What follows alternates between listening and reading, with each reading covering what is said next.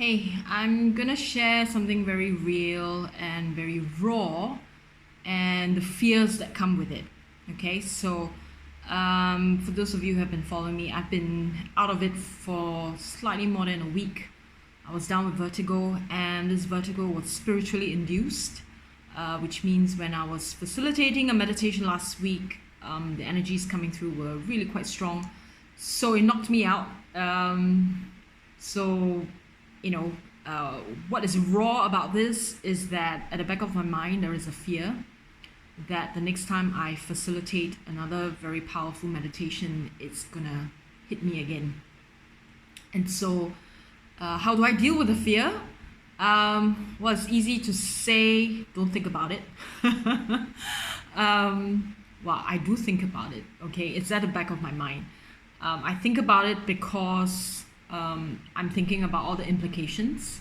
I'm thinking about how to cope with it if it happens again. I'm thinking about positive strategies I can do to make sure it doesn't happen again. The negative side effects doesn't happen again. In a way, to have it knock me out is not such a bad thing. In the grand scheme of things, it means that I am making progress. I am ready to grow further and to be able to facilitate a much larger group, to be able to impact lives in a much bigger way. And to do that, I need to be able to hold the energies, harness the energies, send the energies out across the world, because my classes are done on a worldwide level. And so I've been thinking about what's the worst that could happen, right? So the worst that could happen is that I drop dead and die, but the reality is that's not too bad either. It means that I get to merge with spirit, if you want to call it that way. But the fears are at the back of my mind, and I want to make this an authentic sharing, to share with you that these things do happen when you're on a spiritual path, and that the mental work is really important to be prepped for it and to prepare yourself for the next thing that may happen or may not happen, right? So if I have the right strategies in place, then I'm going to be taking better care of my physical body. Certain things got to change. Lifestyle has got to change for sure. Even though I exercise, I think I need to incorporate different types of exercises into my regime to make sure that I am fit and well enough to hold the energies.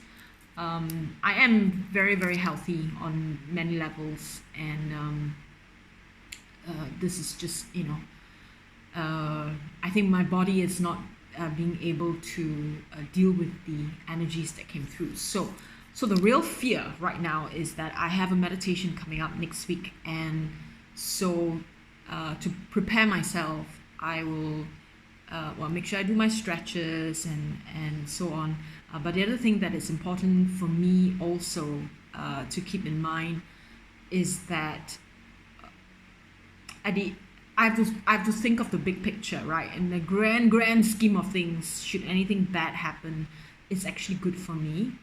In the sense that it is helping me to develop myself in my spiritual path, to take me further along in my journey, and that it's not a bad thing at the end of the day, right? Anything, because for me, it is the most important. It's not just one of the most important things. The most important thing in life for me is not work, not relationships, not food, not places. For me, it's spiritual development, it's spiritual growth. It is how I am evolving as a person, how I'm growing spiritually as a person, and how that can enhance how I serve the world, how I serve other people. Okay, so that is the most important thing for me. So if all of these serves that purpose, then I'm okay with it. And yet having to deal with the fears that will surface. So a lot of fears came up in the past week. Lots and lots of them. I had to process them. Well, I had a lot of time as well, right? I was in bed. So a lot of processing going on, spent a lot of time meditating. I had a 2-hour meditation yesterday, and it's a luxury in a way. I don't think I've done enough of that.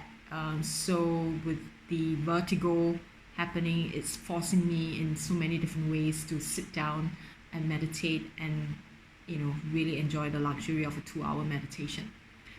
So my take today really is to share with you that fears do happen when you're on a spiritual path. It does not mean that when you're on a spiritual path, and it really does not mean that the more you develop, the less fears you have. No, it's the more you develop, the more you are able to see the fears coming, confront them, and not allow the fears to put you down or to piss you off or to say, hey, that's it for me, I'm gonna quit, right? So I'm still gonna push on.